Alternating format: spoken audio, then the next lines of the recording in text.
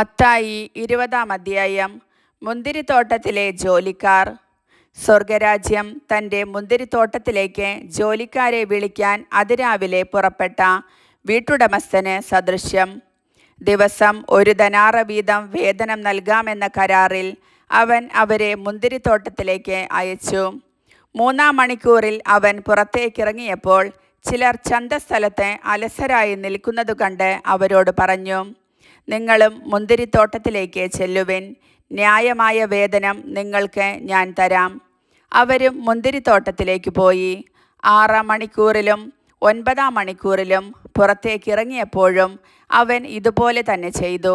ഏകദേശം 11-ാം മണിക്കൂറിൽ അവൻ പുറത്തേക്കിറങ്ങിയപ്പോഴും അവിടെ ചിലർ നിൽക്കുന്നതു കണ്ട് അവരോട് ചോദിച്ചു, നിങ്ങൾ ദിവസം മുഴുവൻ അലസരായി നിൽക്കുന്നതെന്ത്? ഞങ്ങളെ ആരും വേലയ്ക്ക് വിളിക്കാത്തതുകൊണ്ട് എന്ന് അവർ മറുപടി നൽകി. അവൻ പറഞ്ഞു, നിങ്ങളും മുന്തിരിത്തോട്ടത്തിലേക്കു ചെല്ലുവിൻ. വൈകുന്നേരമായപ്പോൾ മുന്തിരിത്തോട്ടത്തിൻ്റെ ഉടമസ്ഥൻ കാര്യസ്ഥനോട് പറഞ്ഞു, ജോലിക്കാരെ വിളിച്ച് അവസാനം വന്നവർക്ക് തുടങ്ങി ആദ്യം വന്നവർക്ക് വരെ കൂലി കൊടുക്കുക. 11-ാം മണിക്കൂറിൽ വന്നവർക്ക് ഓരോ ദനാറ ലഭിച്ചു. തങ്ങൾക്ക് കൂടുതൽ ലഭിക്കുമെന്ന് ആദ്യം വന്നവർ വിചാരിച്ചു. എന്നാൽ അവർക്കും ഓരോ ദനാറ തന്നെ കിട്ടി.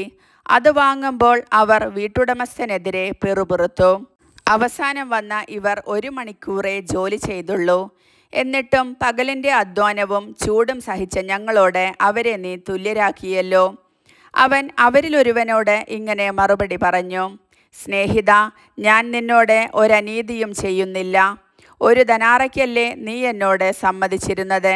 നിനക്ക് അവകാശപ്പെട്ടത് വാങ്ങിക്കൊണ്ട് പോയിക്കൊള്ളുക. അവസാനം വന്ന ഇവനും നിനക്ക് നൽകിയതുപോലെ തന്നെ കൊടുക്കാനാണ് എനിക്കിഷ്ടം. എൻ്റെ വസ്തുവകകൾ കൊണ്ട് എനിക്കിഷ്ടമുള്ളത് ചെയ്യാൻ പാടില്ലെന്നോ? ഞാൻ നല്ലവനായതുകൊണ്ട് നീ എന്തിന് അസൂയപ്പെടുന്നു? ഇപ്രകാരം പിമ്പന്മാർ മുൻപന്മാരും മുൻപന്മാർ പിൻപന്മാരുമാകും. പീഡാനുഭവവും ഉദ്ധാനവും. 3-ാം പ്രവചനം. യേശു തൻ്റെ 12 പേരെ മാത്രം കൂട്ടിക്കൊണ്ട് ജെറൂസലേമിലേക്ക് യാത്ര ചെയ്യുമ്പോൾ വഴിയിൽ വെച്ച് അരുളി ചെയ്തു, ഇതാ നമ്മൾ ജെറൂസലേമിലേക്ക് പോകുന്നു. മനുഷ്യപുത്രൻ പ്രധാന പുരോഹിതന്മാർക്കും നിയമജ്ഞന്മാർക്കും ഏൽപ്പിക്കപ്പെടും. അവർ അവനെ മരണത്തിന് വിധിക്കുകയും വിജാതിയർക്ക് ഏൽപ്പിച്ചു കൊടുക്കുകയും ചെയ്യും. അവർ അവനെ പരിഹസിക്കുകയും പ്രഹരിക്കുകയും ക്രൂശിക്കുകയും ചെയ്യും. എന്നാൽ 3-ാം ദിവസം അവൻ ഉയർപ്പിക്കപ്പെടും. സെബദീപുത്രന്മാരുടെ അഭ്യർത്ഥന. അപ്പോൾ സെബദീപുത്രന്മാരുടെ മാതാവ് തൻ്റെ പുത്രന്മാരോട് കൂടെ വന്ന് അവൻ്റെ മുൻപിൽ യാചനാപൂർവം പ്രണമിച്ചു. അവൻ അവളോട് ചോദിച്ചു, നിനക്ക് എന്താണ് വേണ്ടത്? അവൾ പറഞ്ഞു, നിന്റെ രാജ്യത്തിൽ എൻ്റെ ഈ 2 പുത്രന്മാരിൽ ഒരുവൻ നിന്റെ വലത്തുവശത്തും അപരൻ ഇടത്തുവശത്തും ഇരിക്കുന്നതിന് കൽപ്പിക്കണമേ. യേശു മറുപടി നൽകി, നിങ്ങൾ ചോദിക്കുന്നതെന്താണെന്ന് നിങ്ങൾ അറിയുന്നില്ല. ഞാൻ കുടിക്കാൻ പോകുന്ന പാനപാത്രം കുടിക്കാൻ നിങ്ങൾക്ക് കഴിയുമോ? അവർ പറഞ്ഞു, ഞങ്ങൾക്ക് കഴിയും. അവൻ അവരോട് പറഞ്ഞു, എൻ്റെ പാനപാത്രം തീർച്ചയായും നിങ്ങൾ കുടിക്കും. എന്നാൽ എൻ്റെ വലത്തുവശത്തും ഇടത്തുവശത്തും ഇരിക്കാനുള്ള വരം നിങ്ങൾക്കു നൽകേണ്ടത് ഞാനല്ല. അത് എൻ്റെ പിതാവ് ആർക്കുവേണ്ടി സജ്ജമാക്കിയിരിക്കുന്നുവോ അവർക്കുള്ളതാണ്. ഇതു കേട്ടപ്പോൾ ബാക്കി 10 പേർക്കും ആ 2 സഹോദരന്മാരോട് അമർഷം തോന്നി.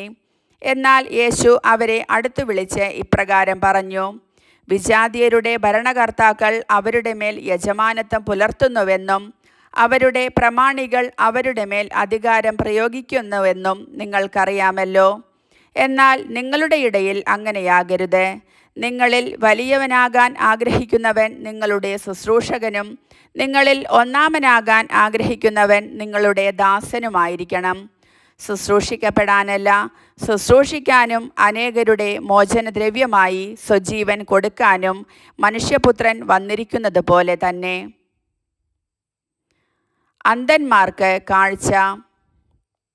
അവൻ ജെറീക്കോയിൽ നിന്ന് യാത്ര പുറപ്പെട്ടപ്പോൾ ഒരു വലിയ ജനക്കൂട്ടം അവനെ അനുഗമിച്ചു.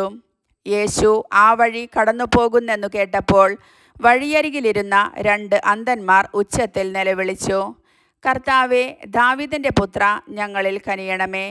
മിണ്ടാതിരിക്കാൻ പറഞ്ഞുകൊണ്ട് ജനക്കൂട്ടം അവരെ ശാസിച്ചു.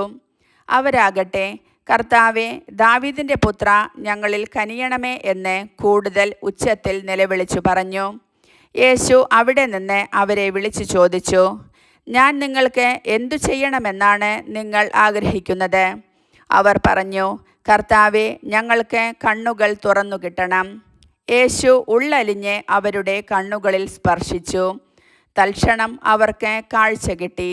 അവരും അവനെ അനുഗമിച്ചു.